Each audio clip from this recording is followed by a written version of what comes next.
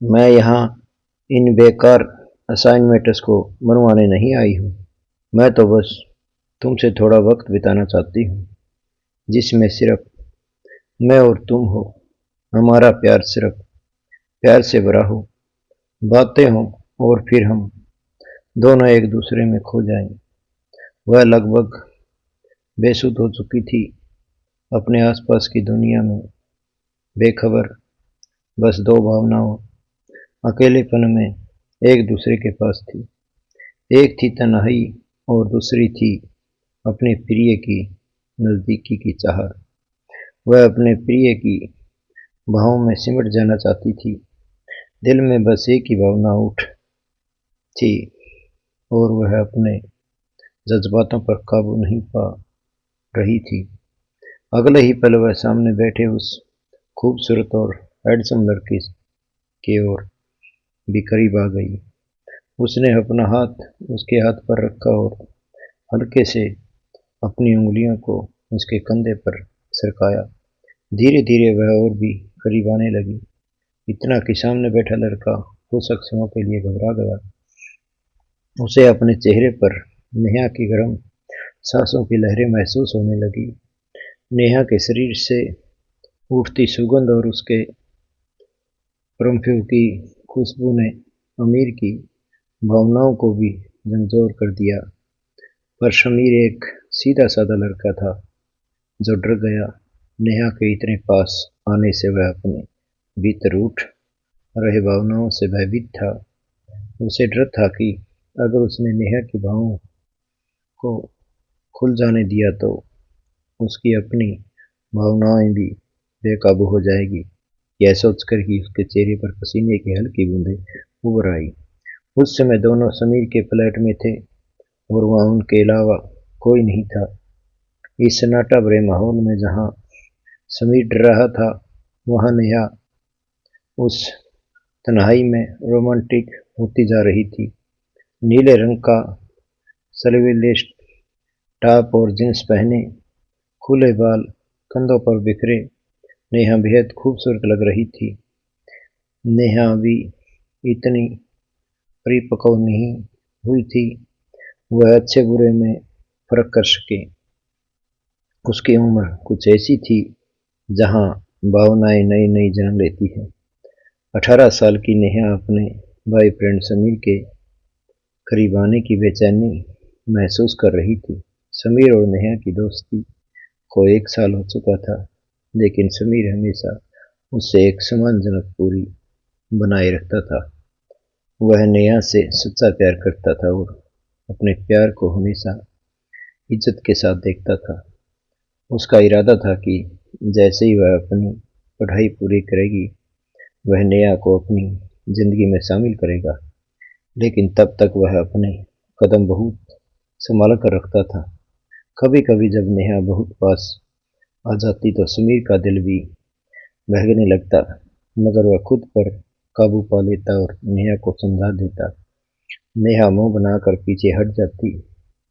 वह बस समीर के पास रहना चाहती थी, उसे गले लगाना चाहती थी कि समीर उसे अपनी बाहों में ले। समीर पहले तो मना करता और फिर जब वह खुद उसकी बाहों में सिमट जाती तो उसकी आंखें सांसें थम जाती थी। लेकिन ये सब नेहा के अधूरे सपने बनकर रह जाते। जब भी समीर उसे रोकता, वह उसे समझाता कि नेहा, ये सब ठीक नहीं है। शादी से पहले इस तरह पास आना हमारे सम्मान का सवाल उठा सकता है। मैं नहीं चाहता कि कोई मेरे प्यार पर उंगली उठाए। मैं तुम्हें पूरे सम्मान और आदर के साथ अपनी दुल्हन बनाकर घर लाऊंगा और फिर तुम्हारी हर इच्छा पूरी करूंगा। कभी कभी नेहा कहती कि वह बहुत अनरोमांटिक है, जो सुमीर मुस्कुराकर कहता कि मैं अनरोमांटिक नहीं हूँ। मेरे अंदर की एहसास है कि बस मैं उन्हें शादी के बाद ही जीना चाहता हूँ। उसने सोचा कि शादी के बाद वह नेहा को इतना प्यार देगा कि वह उसके प्यार में खो जाएगी। आज भी जब यूनिवर्सिटी बंद हुई, नेहा जिद कर रही थी कि मुझे कुछ समझ नहीं आ रहा, तुम समझाओगे। और समीर हमेशा की तरह उसकी मासूम बातों में छिपे इरादों को नहीं समझ सका।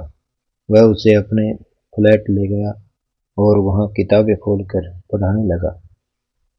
लेकिन नेहा को पढ़ाई में कोई दिलचस्पी नहीं थी। वह तो बस समीर में खोई हुई थी।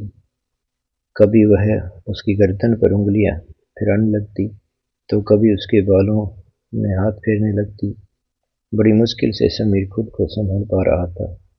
उसने यहाँ तक कि नेहा को एक बार डांट भी दिया था। नेहा, बैठो चुपचाप और पढ़ो, मुझे परेशान मत करो।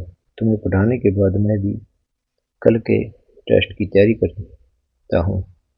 नेहा मुंह बनाते हुए पीछे बैठ गई और बोरियत भरे अंदाज में पढ़ाई करने लगी। समीर यूनिवर्सिटी का होशियार छात्र था, हमेशा टॉप करता था और नेहा उसे दिलो जान से चाहती थी। लेकिन जितना नेहा उसके लिए पागल थी, समीर उतना ही उसकी दीवानगी पर हैरान रहता था। कभी वह कहता, नेहा तुम्हारी ये दीवानगी मुझे डराती है, और नेहा हंसते हुए कहती, मैं तुम्हारे लिए ऐसी ही रहूंगी हमेशा। तुम सिर्फ मेरे हो समीर, मुझसे अलग कोई तुम्हें देखे यह भी मुझे मंजूर नहीं। अगर किसी ने ऐसा किया तो मैं उसकी आंखें फोड़ दूंगी। नेहा बोली तो समीर जोर से हंस पड़ा। वह बड़े ध्यान से उसे सवाल समझा रहा था, लेकिन अब नेहा से और सहन नहीं हो रहा था। समीर की डांट और समझाने के बावजूद भी वह बार बार उसके करीब आती जा रही थी और समीर बार बार ध्यान भटका रहा था। अगले ही पल नेहा जैसे मदहोशी में थी। उसने समीर के होठों पर अपने होठ रखने की कोशिश की थी कि समीर ने तुरंत उसका हाथ पकड़ लिया और हल्के से उसके होठों पर रख दिया। नेहा ने, ये क्या कर रही हो? कल पेपर है, समझ नहीं आया अब तक? पिछली बार कितनी मुश्किल से पास हुई थी, याद है? क्या इस बार भी बस पासिंग मार्क्स लेना चाहती है? देखो लोग यूनिवर्सिटी में मेरे बारे में क्या कहेंगे। समीर की गर्लफ्रेंड पढ़ाई में जीरो है। मैं नहीं चाहता कि तुम्हारे बारे में कोई कुछ गलत कहे। अच्छा, आप पढ़ाई पर ध्यान दो। जहाँ तक इस रोमांस की बात है, थोड़ा कंट्रोल करो। पेपर खत्म होने के बाद मैं खुद तुम्हें एक लंबी ड्राइव पर ले जाऊंगा। पूरा दिन तुम्हारे साथ बिताऊंगा, ठीक है? समीर ने इतना कहते ही नेहा मुंह बनाकर बोली, नहीं, सिर्फ लंबी ड्राइविंग से मन नहीं भरेगा, मुझे तो वो भी चाहिए। उसने शरारती अंदाज में अपनी उंगली होठों पर रखकर समीर की तरफ देखा। समीर एक पल को घबरा गया। नेहा मुस्कुराकर बोली, मुझे नहीं पता कि किस तरह के लड़के हो। आजकल के लड़के तो गर्लफ्रेंड के मना करने पर भी कितने रोमांटिक होते हैं, और तुम एक हो जो मुझे समझाते रहते हो। हमारी दोस्ती को 1 साल पूरा हो गया है और तुमने अब तक मुझे किस तक नहीं किया। उसकी ये बात सुनकर समीर चेहरे गुस्से से लाल हो गया और बोला, बस चुप रहो नेहा। क्या तुम मुझे ऐसा लड़का समझती हो? मैंने तुम्हारे साथ वक्त बिताने के लिए दोस्ती नहीं की। मैं जानता हूँ कि तुम मेरी हो। अगर आज नहीं तो कल हम एक दूसरे के होंगे, लेकिन वो हम सही और वैध तरीके से करेंगे। अब ये सब करना मुझे फिजूल लगता है। इन बेकार बातों को दिमाग से निकालो और पढ़ाई पर ध्यान दो। मगर नेहा कहाँ समझने वाली थी। वह तो किसी भी तरह समीर को पाना चाहती थी। उसने किताब बंद की, उसे टेबल पर रखा और समीर के करीब आकर बोली, नहीं, अब कुछ नहीं पढ़ना, मुझे सब आता है, बस तुम्हारे साथ वक्त बिताना है। इतना कहकर उसने समीर की गर्दन पर अपने होठ रख दिए। जैसे ही उसके मुलायम होठों की चुभन समीर की गर्दन पर पड़ी, समीर के पूरे शरीर में सनसनी दौड़ गई। जैसे बिजली की चमक उठी हो। उसकी सांसें तेज हो गई, दिल की धड़कनें तेज होने लगी। आखिर वह भी तो जवान था, कब तक अपने आप को रोकता। कौन उस जैसी लड़की से बच पाता? नेहा धीरे धीरे उसके होठों की तरफ बढ़ने लगी और शमीर ने भी अन्यास उसके कमर पर हाथ रख दिया। उसने खुद को रोकने की बहुत कोशिश की, पर अब सब बेबस हो गया। शमीर ने अपने होठ उसके होठों के बेहद करीब डाल दिए। दोनों की सांसें एक दूसरे में घुलने लगी। उनके बीच बस 1 इंच का फासला रह गया था, मगर उनके दिल एक हो चुके थे। अगले ही पल समीर ने अपने होठों से उसके नरम होठों को छुआ। कमरे में हल्का संगीत बज रहा था और दोनों एक दूसरे में खोए जा रहे थे। उनका रोमांस अपनी हदें पार करने वाला था कि अचानक फोन की घंटी बज उठी। दोनों चौंक कर एक दूसरे से अलग हो गए।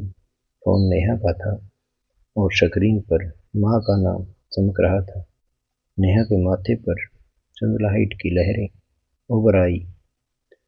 उफ, ये मम्मी बिना हमेशा तभी कॉल करती है जब मैं किसी जरूरी काम में होती हूँ। वह गुस्से से बड़बड़ा रही थी। उसका मूड जो प्यार की कोशिश में बिकने वाला था, वह फोन की रिंगटोन ने पूरी तरह बिगाड़ दिया। उसे इस तरह नाराज देखकर समीर ने हल्के से मुस्कुराकर कहा, आंटी को शायद कोई जरूरी बात करनी हो तो बात कर लो, कोई दिक्कत नहीं। समीर ने कहा, वैसे भी हम करने वाले थे, वो नहीं करना चाहिए था, ये गलत है। इतना कहकर उसने खुद को नेहा से थोड़ा दूर कर लिया। अब उसे खुद पर भी गुस्सा आ रहा था कि वह इन नाजुक लम्हों में नेहा के साथ कैसे बहक गया था। नेहा ने फोन उठाया, माँ से बात की, लेकिन कुछ ही पल बाद फिर से फोन बज गया। इस बार उसने झुंझलाकर फोन कान पर लगाया। तभी दूसरी ओर से उसकी माँ की रोती हुई आवाज सुनाई दी। वह जोर जोर से रो रही थी और इतनी बुरी तरह से रोने के कारण कुछ ठीक से कह नहीं पा रही थी। नेहा घबरा गई। क्या हुआ माँ, सब ठीक तो है ना? आप रो क्यों रही हो? उसकी आवाज में घबराहट थी। नेहा को इस तरह परेशान देखकर समीर की चिंता हो गई। तभी दूसरी तरफ से उसकी माँ बोली, बेटा कहाँ हो तुम? जल्दी आओ, तुम्हारी बहन की तबीयत बहुत खराब हो गई है, उसे डॉक्टर के पास ले जाना है। माँ की ये बात सुनकर पहले तो नेहा के माथे पर चिंता और की लहरें उभर आई, पर जैसे ही उसने बहन शब्द सुना, उसका चेहरा सख्त पड़ गया और उसे गुस्से का भाव साफ दिखने लगा। उसने चिल्लाकर कहा, कौन सी वाली बहन? माँ फिर वही नई मुसीबत। हर दूसरे दिन कुछ उल्टा सीधा खा लेती है और तबीयत बिगड़ जाती है। अब क्या हर छोटी छोटी बात पर मुझे गारा होगा? मैं अभी ग्रुप स्टडी में बिजी हूँ, बाद में आऊँगी। और आप भी जरा जरा सी बातों पर रो और रोना शुरू कर देती है। पता है ना, मुझे आपका रोना कितना बुरा लगता है। बस पागल लड़की के लिए रोने की क्या जरूरत है? यह सुनकर उसकी माँ और भी जोर से रोने लगी और बोली, नेहा वह तेरी बहन है, ऐसे पागलों जैसी बातें मत कर। मेरा दिल बहुत दुखता है जब तुम ऐसी कहती है। आखिर वह भी तो तेरी बेटी है। और इस बार उसने कुछ गलत खाकर तबीयत नहीं बिगाड़ी। वह छत से गिर गई, उसके सिर पर गहरी चोट लगी है। जल्दी घर आ जा बेटा, तेरे पापा तो दूसरे शहर में हैं। माँ की यह बात सुनते ही नेहा की होश उड़ गई। उसके चेहरे पर रंग उड़ गया। कुछ अक्षर तक वह निशब्द बैठी रही, फिर घबराई आवाज में बोली, ठीक है माँ, मैं आती हूँ। यह कहकर उसने फोन काट दिया और अपने दोनों हाथों से सिर थाम लिया। उसके अंदर बेचैनी, डर व पछतावे का सैलाब उमड़ रहा था।